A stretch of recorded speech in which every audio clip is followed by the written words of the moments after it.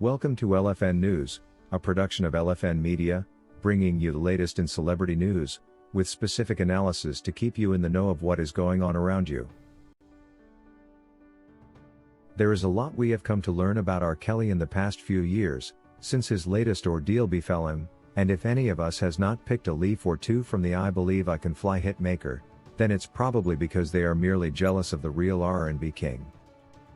There has always been a debate around whether R. Kelly is actually a Christian, with many arguing against, majorly based on his rather controversial lyrics, but once you study the way he has carried himself around, all through his recent misfortunes, and also closely listen into the testimonies of his accusers carefully, you will learn that R. Kelly is indeed, like no other celebrity alive.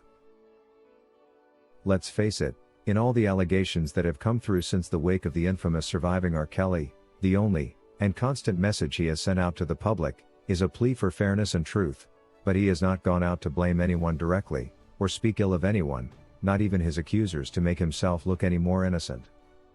We could start with his closest accuser, his ex-wife Drea Kelly, who had generated every possible reason to be lashed back at, having put in all effort to taint his ex-husband's image with no reservations, nor remorse whatsoever, and no consideration for their 3 beautiful kids.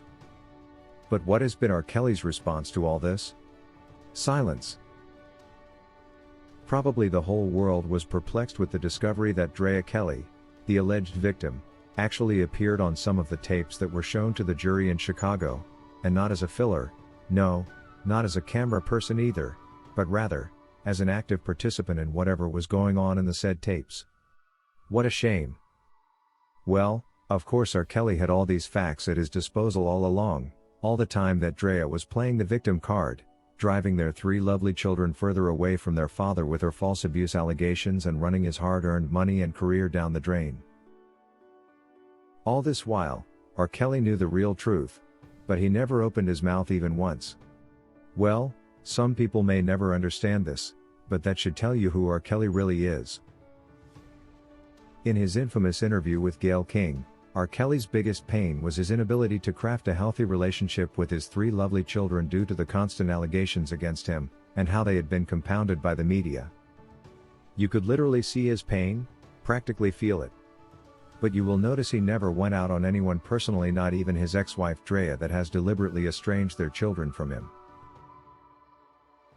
I make mistakes, I'm not perfect. We got married. Okay, we had 3 beautiful kids. Not one. This is not a lie. What kind of woman will tear down a dad who's trying to have a relationship with their kids? What's interesting is even his alleged accusers will find themselves unintentionally speaking of how special a man he truly is. In the just concluded Chicago trial, prosecution's key witness, Jane, revealed that not only did R. Kelly care for her, but she too cared deeply for R. Kelly until just recently. What could have changed her feelings for Kelly all of a sudden? What could the government have offered her that took away the love she had for R. Kelly? Could that be the same way government solicited all its witnesses against Kelly? Well, I will leave that for you to answer. What I wanted to bring out vividly here is the fact that both Jane and her mother testified under oath in that courthouse that they had maintained a close and deep relationship with R. Kelly over the years, to the point of attending his parties, and making casual visits at his house. This is allegedly prosecution's key witness, who was allegedly abused by R. Kelly, numerous times for that matter, and allegedly went on to threaten her parents. Really? Doesn't quite add up. Jane went on to say that as surviving R. Kelly was released, she was deeply concerned for Kelly and reached out to him. In one text to him, she wrote, "I love you. Don't let the devil win." Sheer irony. Another daunting testimony was that of Daryl McDavid, that clearly portrayed who R. Kelly really is. In his Day 1 testimony, McDavid gave a clear description of R. Kelly, and how he carried himself around, despite his celebrity status. McDavid's unexpected testimony gave the jury a rather unique, fresher look into R. Kelly's real character, as a focused businessman and loving friend and loyal partner, who always took caution to only indulge with women that were of age, but rather naive and manipulatable. McDavid further revealed to the jury in the Dirksen Federal Courthouse that as the I Believe I Can Fly star grew in fame, wealth and popularity, people with grudges started plotting against him, with false allegation after false allegation, looking for some quick payoffs. In fact, the Chicago trial went a long way in demystifying the image that had been painted of R. Kelly, portraying him as a kind and loving man, that always cared for all the people he related with. But this was not the first time R. Kelly's true self was being described, rather, the first it was being given attention. One could easily assume the entire media was on in the ploy by Lifetime to taint R. Kelly's image and subsequently ruin his whole career. You will be surprised to learn that even in the New York trial, one defense witness gave a revealing image of the real R. Kelly, but his voice was trumped over by the media, with no report of his testimony ever publicized. Evidence of prejudice. Rapper Don Iram, who interned at R. Kelly's production house for years, gave an astonishing description of how much R. Kelly cared for his live-in girlfriends in the trial and also shared the story with the media, but it was never publicized for obvious reasons.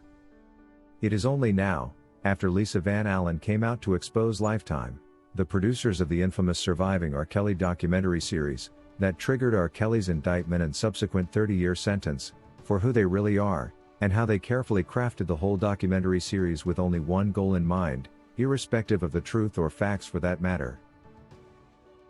R. Kelly has equally given so selflessly to charity, but none of this is being publicized now, conveniently so, that it becomes harder for anyone to be objective, when it comes to understanding who he truly is as a person.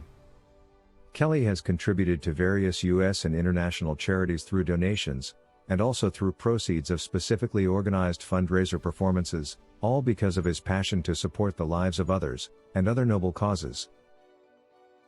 In 1995, Kelly donated up to £20,000 to a UK charity, accepted by Representative and former footballer Garth Crooks.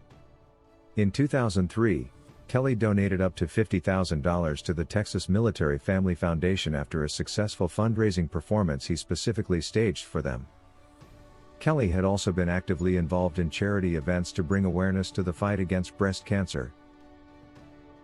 In 2003, he released the single Soldier's Heart and donated all the song's proceeds to the families of American soldiers.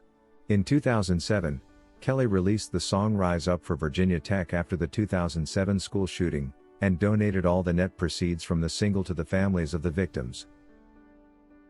In 2010, Kelly performed at a benefit concert for the Special Olympics of Angola, and donated several specially designed wheelchairs to facilitate the disabled. The same year, he also wrote the song Sign of a Victory for the FIFA World Cup, and all proceeds from the song benefited selected African charities.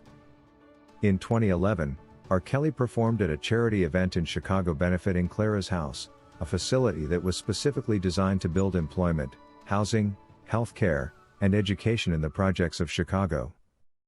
The list goes on and on. In short, R. Kelly is by far the most down-to-earth celebrity of all time, and beyond all the bad publicity that surrounds him, he is one of the most loving and caring celebrities in the U.S. today, and it's no wonder he is now in jail, specifically for the same reasons. But not for long. That's all we had for you today. Please let us know in the comment section below what you think R. Kelly will be up to once he gets out of prison. We value your honest opinion. Thank you for watching LFN News, a production of LFN Media, giving you another view of issues at hand. To get notified whenever we post a new video, subscribe to this channel now and hit the notification icon, and remember to give us your comment on the subject matter below.